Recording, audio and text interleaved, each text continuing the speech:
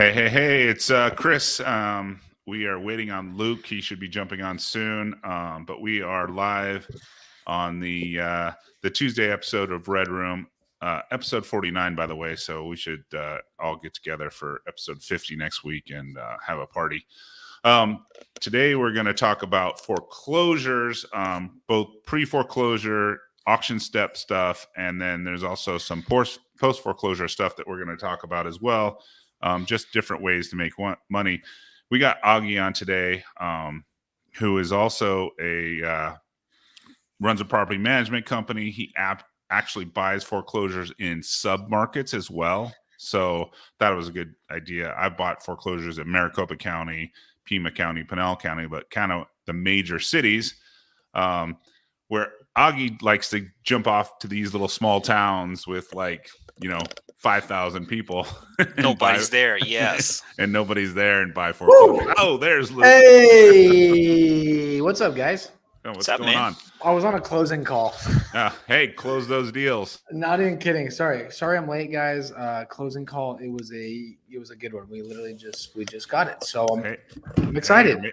You're making money. You don't need to be on this podcast if you're out there making money. We are all entrepreneurs, but the deal comes first. I mean, right? Listen, I love our podcast more than anything, but if it's a flip deal that's got a nice spread on it, I'm gonna make sure I close that call.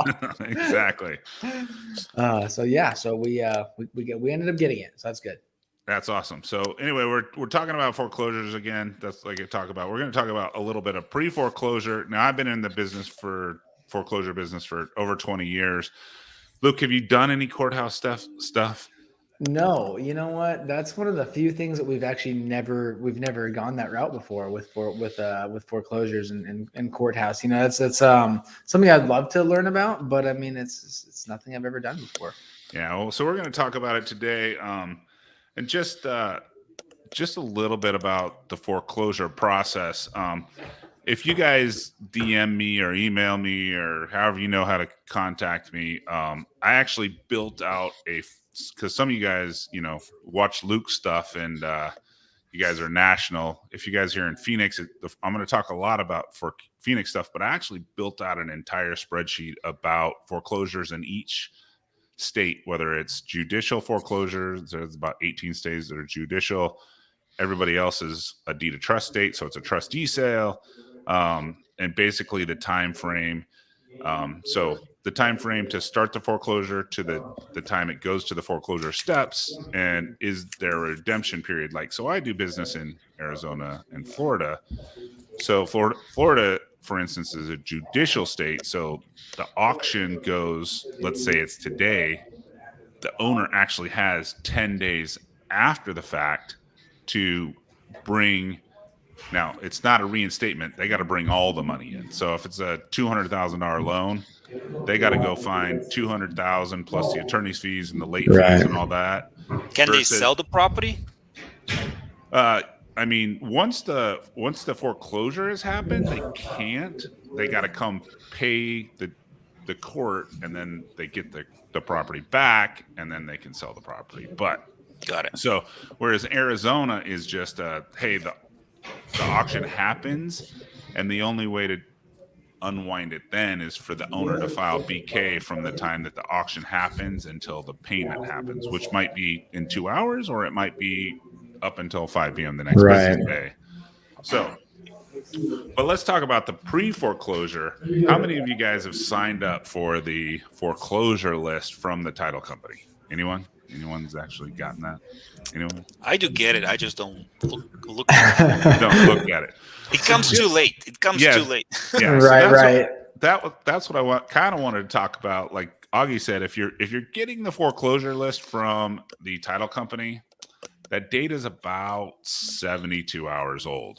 Now, they've already been door knocked and called. Yeah, I'm going to tell you that, obviously, because I sell a lot of houses, I can tell you that the two clients that I have that just door knock foreclosures, their spreads are bigger than Luke's. I mean, Luke gets some giant spreads, but he doesn't he doesn't hold the candle to these guys. This is true. Actually, we can tell how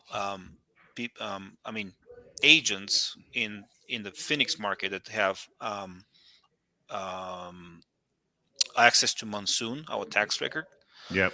Actually, it's pretty good data, and it gets pretty fast. Yeah, Yeah. no, it's about the monsoon is about, based on my calculations, about 24 hours slower than actually getting it off I the. think you should try it, because when we were cold calling the new foreclosures, we had I've tested Monsoon, and we could have got a list as soon as 7 p.m. on the same day.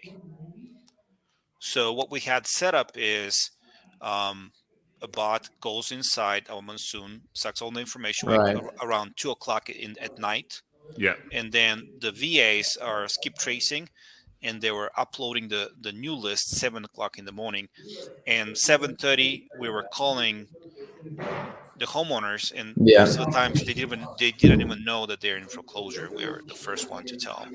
Oh, Yeah. jeez. So Yeah. I guess Wow. I have the calculation is about 24 hours late versus, if you have like pulling it from the county records. So and now the my estimate is out of county stuff, which is you've done a lot of, Augie, is probably because they don't have monsoon in those areas, probably 72 hours behind.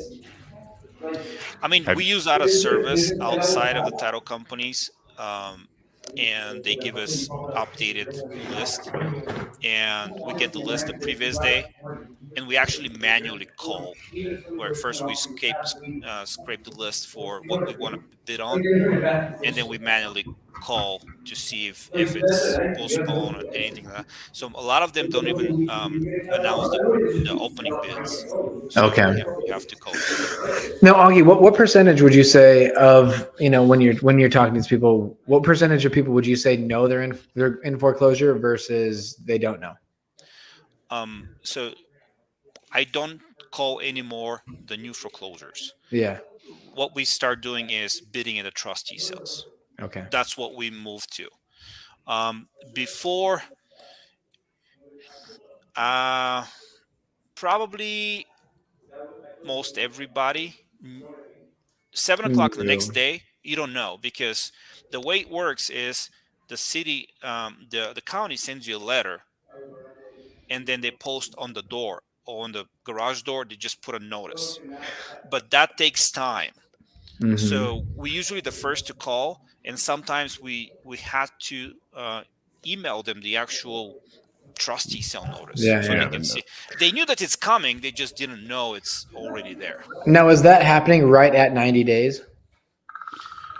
Not sure, Chris, do you know? Chris, you Yeah, have any so idea? it depends on, so if it's a Fannie Freddie loan, they have to go through, QM put in a law that says that they have to go through a workout program, so it's more like 120 days. So it's about right around 4 months. Yeah. Versus Okay. a hard money lender like me, I can notice you on day 31. Like, Right, because right. I have a business agreement in there that just says, hey, I can foreclose on you. This is a business agreement. This isn't, you're not living there. So Yeah. Yeah, But yeah. look, practically it's a maybe year and a half. This could be dragged for a year and a half easily. Oh, wow. First, because they stop making the payments, and Right. the servicer is trying to work out something for minimum of 3 months. That's minimum. Okay. When So they, so you got 90 days of non-payments, then you got 90 days of trying to work something out. that's minimum, could be more. Okay. Then they offer you to go into a loan modification assessment. That assessment could take another 6 months. Just Wow. paperwork back and forth and things like that. Then they give you trial period for this Assessment. loan modification. They go Okay. another 3 months. They default again. Then they go back in foreclosure. In that time, they still have the option to do a short sale. And short sale could be another easily 6 months. So Wow. this That's could be crazy. dragged. So Yeah. you could So actually drag this long for a year and a half. easily. So yeah. my point is, I want to make point is, a lot of people that I meet, and they tell me, oh, wave of foreclosures are coming. It's bullshit. It's not happening for at minimum 2 years. It's just there's no physical legal way for us to get that many foreclosures in that short period of time. Well, actually, so just I keep track of the foreclosure data. Just so you know, the last time I did this, and I did this in November, so I guess this data is about 5 months old. I actually pulled all the notices in 1 month, and they were, I want to say, 30 houses a day. Call it for 30 days, so call it 900 foreclosure notices. Right. There were 950 releases of foreclosure notice. So that means somebody came and either purchased the house or cured the foreclosure. Oh. So right now we're sitting at about 1,200 houses in the foreclosure system. So this is Maricopa County. I'm not talking about Right. So just to give a comparison, I was doing the same thing in 2015-16. At that time, we had 120 per day. Okay. New foreclosures every day. For how long? It starts slowing down heavily in 18, 19. So we had 120 a day times 365 for 4 years. Well, so there's only I mean, 200. Yeah, it starts slowing. There's only 200 rapidly after that. Jeez. In 2008, we used to have 1,000 houses scheduled. 2009 and 10, 1,000 houses scheduled every single day. Wow. So, but anyway, let's get back to focus. So, if you wanted to buy houses pre-foreclosure, you could do Augie's system and get your virtual assistant scraping monsoon. If you wanted to be a little bit ahead of the game, you could have your virtual assistant scraping maricopacounty.gov. So, and that's the way to buy houses pre-foreclosure. I mean, Augie, when you were doing that, you were probably beating most people to the door. You weren't being successful on purchasing those because when general these sellers pretty much, I mean, they got a 90-day window to sell, so they should be a pretty warm lead. I mean, we were at that time when we were doing this, there were a lot of people underwater. So we were doing a lot of short sales, and short sales were very beneficial for homeowners, especially if they had second mortgages. But yeah, we were usually the first person to talk to, and if we had gained their confidence, then we were in the game at that time. Door knocking is a lot more efficient, but a lot more slower. So by the time you door knock 10 doors, I'm going to call 1,000 people. Yeah. So for sure. Just so everybody's clear, the two guys that I know that I buy their deals, like my daughter just listed one. It actually closed 2 days ago. I got to comp the deal. They bought the house at $203,000. They did nothing to it, and my daughter sold it for them at $340. Just to give you an idea. Just to give you an idea what's out there. If you want to, like, a lot of people don't take action on this stuff, but the best deals are, getting a system in place where you can either pull from maricopa.gov or Monsoon and start dialing these people the next day. Don't wait for the title companies because Augie and other people. 7:30 in the morning, first call. Yeah. So that's one. And then obviously, so I bought at the courthouse steps, but what I liked about Augie actually buys in every other county besides the big ones, besides Maricopa, Tucson. Okay. We bid at 12 counties. I mean, we don't go to 2 counties. They're too rural for us. Yeah. But La Paz and one more, I think. But he's still out there like bidding in these counties where, not a lot of people are, and he's grabbing houses and taking them to, the last one you said you bought for like $150 and you listed it the next day for like $199, right? Isn't that the last story? Oh yeah, there was 60 cents on a dollar, kind of. Like we bought one in Sholo right now for $250. Agent says $230. Agent wants to list it for $450, which is crazy. I thought it's $350. We got one in Kingman a few days ago. We got it for $80. We think it's going to be $165, but came up we're going to have to do like $15K little work. Right now, yeah. What for that in Kingman was interesting because there was a second lien over there that we were bidding on second position lien. That's what the trustee was saying. But we dig deeper and we figure out that it's a mistake. So everybody knew that. I mean, actually, Chris is going to explain. When you bid a trustee sale, if you're bidding on a second position loan, you buy it, you still have to pay the first position loan. Yep. So nobody Right. bids on second positions. Right. But in this case, we dig deeper and we found that it's a mistake. So we went there, we bought it for $100 on top of the opening bid. Augie, are you in your cabin right now? Yeah, I'm in Prescott. Oh yeah, I thought so. I figured that was. I was like, that's a Prescott-looking house right there. Yeah, I had a little problem with connecting my phone with the door and had to come and sync it. But haven't been here for a couple months, so I want to see it. Heck yeah. Yeah. So if you're buying at the auction steps in the state of Arizona, it's $10,000. A lot of other places like Nevada, I've paid for. You got to pay at sale. Texas, you have like 2 or 3 hours. You got to pay at sale. But what's nice about Arizona is you actually get a bid, and then you have till 5 p.m. the next business day. There is no redemption period.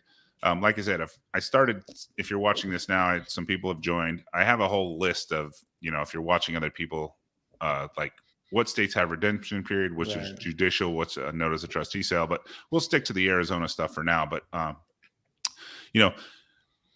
it's kind of a cool little method that Augie's using. He's actually going to these small towns, and you're just listing them all on MLS, right?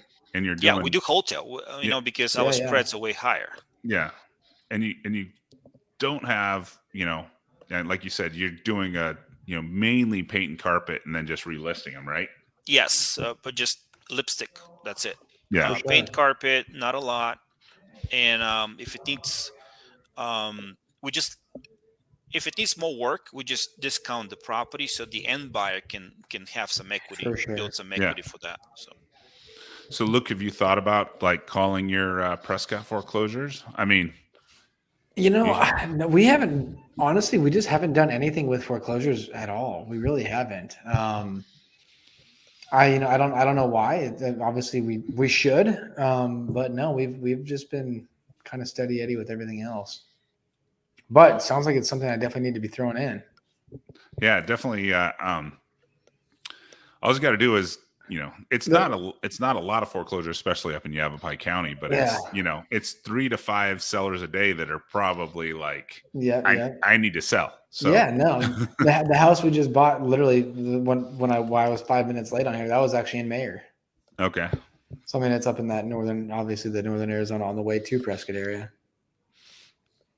Yeah. So, and then I don't know if any of you guys have watched the excess proceeds. So there's pre-foreclosure, pulling the data, getting the numbers, cold calling them, door knocking them is, the two guys that I know that do that, and do it well in Phoenix, they door knock all these. I mean, I'm sure they call them all. They call them too, but they door knock them all. One of their initials wouldn't happen to be JV, would it? They all, there's a couple guys that do it well, but am I thinking of one of them? Yeah, you're thinking of one of them. But and then, at the auction steps, like I said, you need a $10,000 check. You need to make sure you're bidding on a first position, because if you bid on the second position, like Augie said, you have to pay off the first position. If you bid on the first position, the second position goes away. Any other judgments go away. The only thing that survives are the property taxes, and an IRS lien will stick around for 120 days and cloud your title. You don't have to do anything with it. It's just going to keep you from selling for 120 days. Now, if it's Chris, you mean to tell me the government's going to make sure they get their money? Yeah, but they don't get it. They just stop you and slow you down. They just slow you down for 120 days. Yeah, and then some city liens will stay on as well, especially so like HOAs usually just HOAs wipe off. They will still try to collect from you, but you don't actually have to pay them.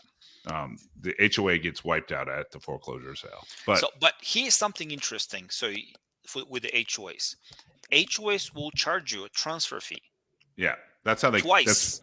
That's how they So recollect.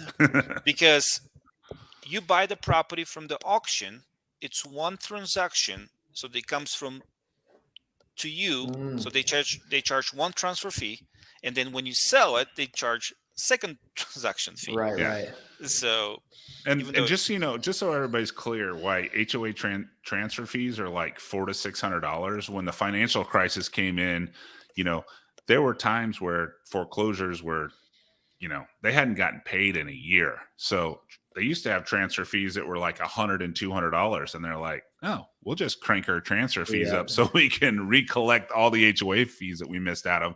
And guess what? They didn't bring them back down. They're still $400 to $600. Yeah, sometimes like Sun City, when we talk about Sun City's rough. Like 4,000. And they hit you every time too. Like you said, it's crazy.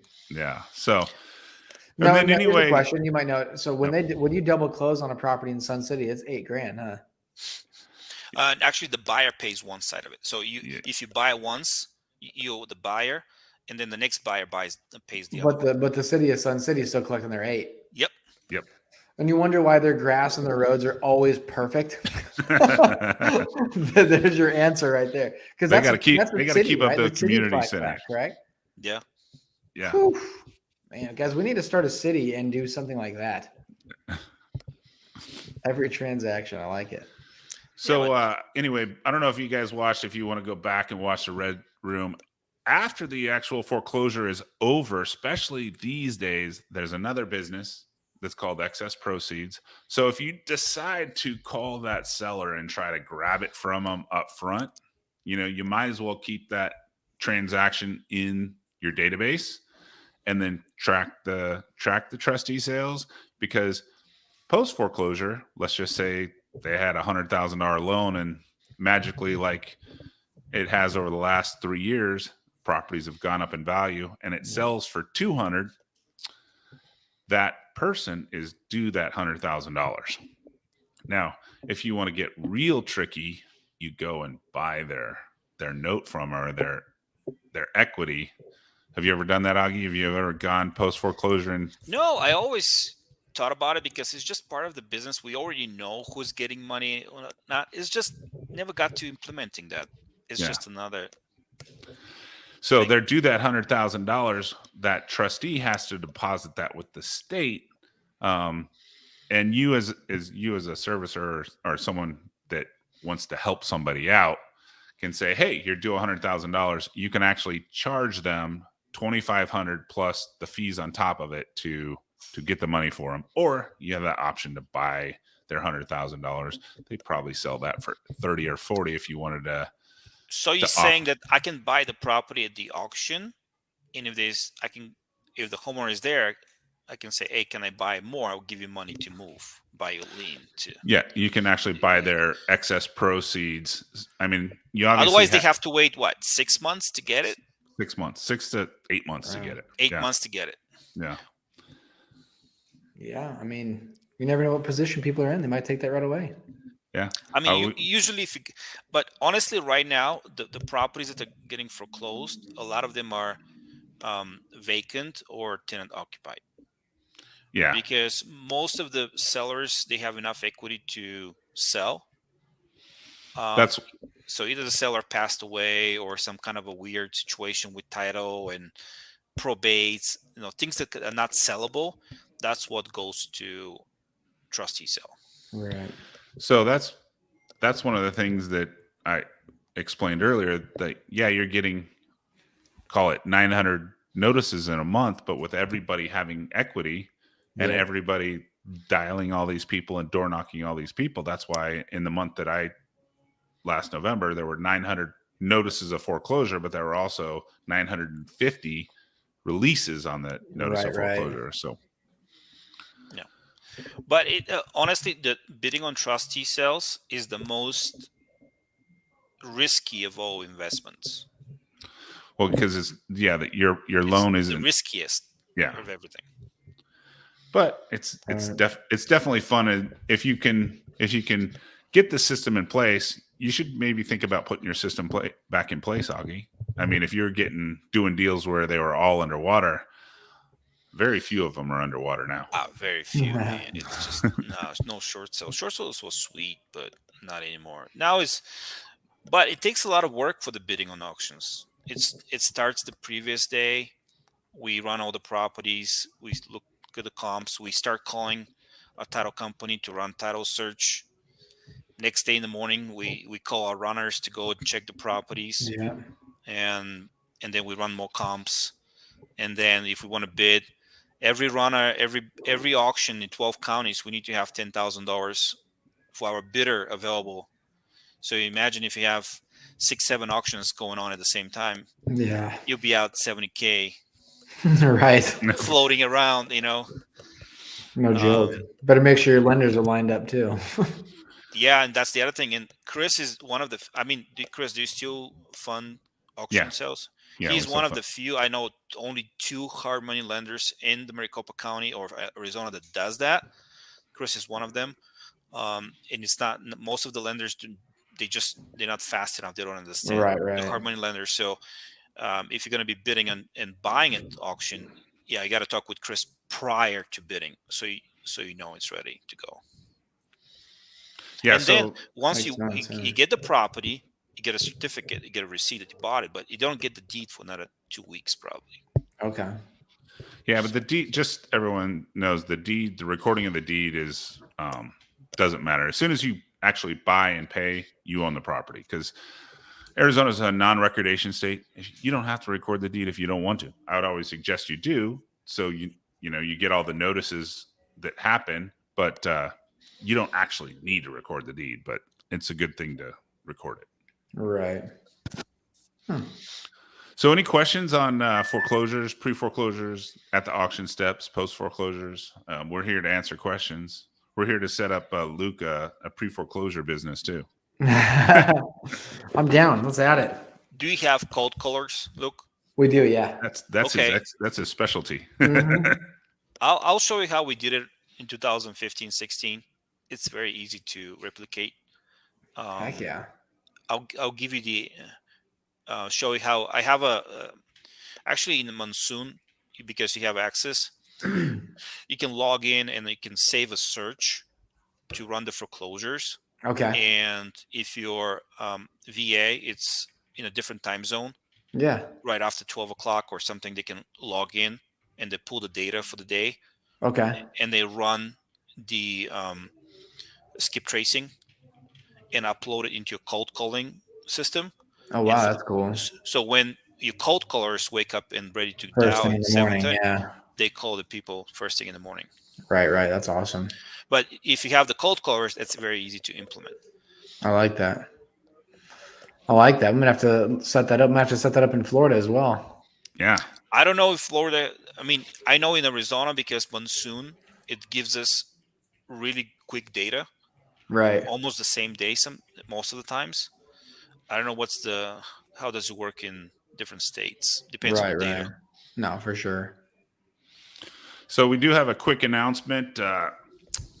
As we know, as some of you, well, anybody watching on the Phoenix REIA knows that, we do the Phoenix REIA every third Tuesday. Well, Augie runs is it the fourth Tuesday, Augie? Last Tuesday, because sometimes there's 5 weeks. Right. Okay. So last Tuesday of the month. So Augie runs a property management event on the last Tuesday of the month. And Phoenix REIA is going to keep, so if you you can attend the Phoenix REIA on the third Tuesday of the month, but if you're into those long-term rentals, do you guys do any short-term rental stuff, Augie? We don't manage one. We just do have few midterm, which is Okay. monthly. Yeah. Short term is completely different setup. It's like you're running a hotel, so Yep. different skills, different things. So Yeah. So if you're interested in learning long-term rental stuff and stuff that the property management knows, Phoenix REIA is going to partner with Augie on his long-term rental events. Nice. And so as part of Phoenix REIA, you can attend the Phoenix REIA on the third Tuesday, and long-term rentals if you're interested on the fourth or fifth Tuesday, depending on how the month sits. Yeah. I like it. I like it. Yeah, man. That's where the money is. Absolutely. Holding stuff. No doubt about that. Now, Augie, have you learned about the seller financing stuff that I've been doing? Seller financing, Yeah, you do a lot of you teach all of them. Which I one know. specifically? I know, but the seller financing stuff I've been doing, it might be a little bit better than your long-term rental stuff. Okay. That's a challenge now. Now that's a challenge. I like it. So Chris has But been lining those up. my perfect deal or perfect purchase is as less cash out of my pocket to acquire the property, whatever that is. yeah. Subject to wraps, seller carrybacks, burr or anything. As far as I have no cash, I'm good. Yeah. Cool. Well, thanks for jumping on, guys. It's our typical 30 minutes. We just, we don't try to keep everybody here all day. Everybody's hopefully out there buying deals, making transactions. Market is Absolutely. rocking, man. Market is crazy. I was predicting that we're going to be back in multiple offers by September, but It's already here now. I think by the end of May it will be crazy. Yeah. The only thing you got to watch. Did you guys? Go Sorry, ahead. go for it, Chris. No, go ahead. I was saying, did you guys do the market update real quick? I didn't, but Because I saw was it this morning or it was either this morning or yesterday morning. I can't remember now. But when I checked, there was 12,300 actives in Maricopa County. 12,124 as of the time of this, as the time we started our. So practically we're selling, we're losing 50 listings a day right now. That's crazy. So 12,000 is low. Yeah, I mean, consider it. We jumped up to just around 17,000 in January, and we've been slowly whittling our way down. We stayed in the 13 and 14s for a long time. We've only been in the 12,000 for about 2 weeks. We dropped under 12,000 like 2 weeks ago, and we're down to 12,100 now. I think it's gonna be a typical. Just my thought process is going to be a typical year. So that means we're going to have a fun May and a fun June, and around July it'll get sluggish, and then August and September will be sluggish, like always, and then you'll get a little bump in late September, early October, and then guess what? December and January. Isn't that when realtors basically quit working? Yeah, so you should. Realtors work, really? But if you're that's news to me. But if you're a fix and flipper, you should buy in November, December. That's your time to buy, because us wholesalers, we don't have a lot of customers. We'll take a little less money, gives you 30 to 60 days to start getting ready for January 15th. That's right. So yeah, January 15th is the day. Is the day. That's the day. This year, that's what happened. Yeah. We stopped buying or closing on deals middle of November. And we postponed all closings until middle of January. Yeah. It saved us so much money. Yeah. Because nothing was happening in December. Nothing. Wow. Nothing. It's just pretty bad December. Yeah, always. Always. Well, guys, thanks for jumping on. If you guys have any questions later, I'll watch the Phoenix REIA and our YouTube channel with any questions. So, but we'll see you guys next week. I like it. All right, guys. Thanks for joining us, Doggy. Appreciate it. See you next time. Bye. Bye.